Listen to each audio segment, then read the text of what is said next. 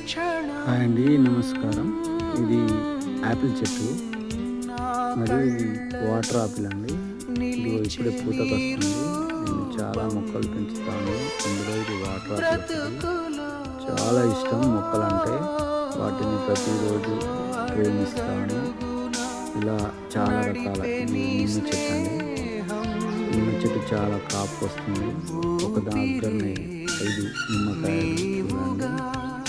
అలాగే జామ చెట్టు కాయలు ఉన్నాయి, తింటున్నాము. మొక్కలంటే చాలా ఇష్టం, చాలా ప్రీతి.